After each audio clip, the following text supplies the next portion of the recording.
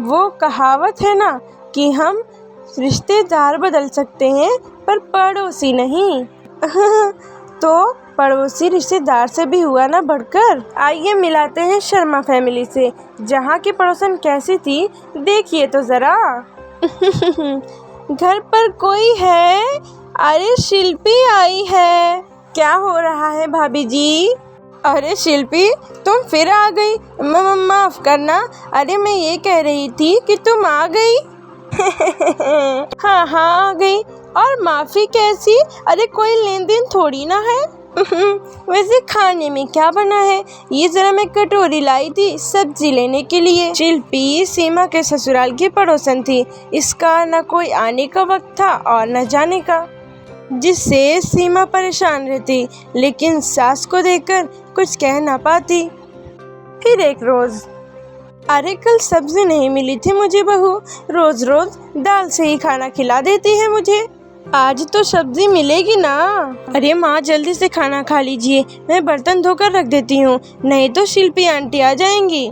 फिर पता है ना, सब्जी रोज वही तो ले जाती हैं, न जाने क्यों लोग घर में खाना नहीं बनाते। लेकिन तभी शिल्पी आंटी का नाम सुनते ही पूरे घर में जैसे तूफान सा आ जाता है। हर कोई एक दूसरे से लड़ता भिड़ता खाने की टेबल पे बैठा ही होता है कि बेल बज जाती है।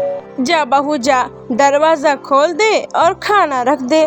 नहीं माँ, जो भी हो जाए मैं खाना खाऊंगा। मैं तंग आ गया हूँ शिल्पी आंटी से। लेकिन क्या करें, बहू दरवाजा खोलती है और बेटे के प्लेट में जैसे ही रोटी डालती है तभी अरे बेटा तू है मेरा, चल माँ बेटे साथ में खाना खाते हैं। अरे रहने देना शिल्पी, खाना खाकर सोएगा, रात का जगह है ये। अरे तो मैंने कौन सा रोटी छीन ली है, मैं तो यही कह रही हूँ कि साथ में खाना खा लेते हैं। पर आंटी उनको किसी के साथ खाना अच्छा नहीं लगता। विश्वास मानिए पति है मेरे, लेकिन मजाल है कभी दो रोटी भी मेरे साथ खाई हो। तू तो कल की आई है बेटा, मैं इसे बचपन से जानती हूँ। अरे गोदी में बिठा कर खाना खिलाया है मैंने इसे अपने हाथों से। क्यों लड्डू? आंटी लड्डू मत बोला करो, कितनी बार कहा है मैंने आपसे, मेरा नाम मयंक है, मयंक। हाँ पता है, मैंने ही तो रखा था, नहीं तो तेरी माँ तो ब्रजेश दत्त नाम रख रही थी तेरा। सच्ची आंटी जी? क्या माँ जी आप भी? ब्रजेश कैसा नाम होता है? अगर इनका नाम ब्रजेश होता तो मैं तो इनसे शादी ही ना करती। लीजिए चाय पीजिए।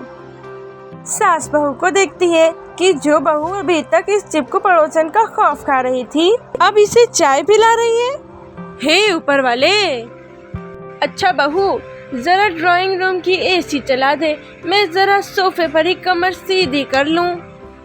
शिल्पी लेट जाती है और सास बहू एक दूसरे को देखती हैं और अपने काम में लग जाती हैं। सास किचन में धीरे से बहू को कहती है, शाम तक की छुट्टी, अब ना टीवी देख सकते हो और ना ही दरवाजा खोल सकते हो।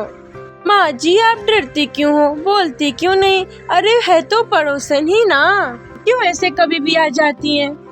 तू जो सर पर चढ़ा रही है, चाय पिला रही है, तो क्यों नहीं आराम करेगी? खैर सास बहू अपने अपने कमरे में चली जाती हैं और एक दिन, बहू ओ बहू, वो मेरी बहन है ना, उसके बेटा बहू आ रहे हैं। नई शादी हुई है तो मैंने खाने पर बुलाया है, चल कर कुछ अच्छा सा बना लेते हैं। कोई ना माँ जी, मैं बना लूँगी, आप आराम करिए। वो क्या है ना, ये बता दीजिए कि क्या बनाना है। बहू तो उनकी साउथ इंडियन है, तो कुछ साउथ का ही बना ले बहू। हाँ माँ जी, पर वो कैसे बनता है? तभी जोर से दरवाजा खोलकर पड़ोसन शिल्पी आ जाती है। मैं बताती हूँ बेटा, एक काम कर, मैं बोल रही हूँ और तू सामान पकड़ाते जा। बहू की नजर पड़ोसन के हाथ पर पड़ती है, पीले पीले हाथ, न जाने क्या लगा था। आंटी जी आप रहने दे, मैं किसी तरह मैनेज कर लूँगी। अरे हट, तू क्या मैनेज करेगी, मैं देती हूँ ना बनाकर। बस फिर क्या था, बहू को तो पड़ोसन के हाथ देखकर ही गुस्सा आ रहा था, लेकिन वो सास की ओर देखती है जो पड़ोसन को कुछ भी नहीं बोल रही थी।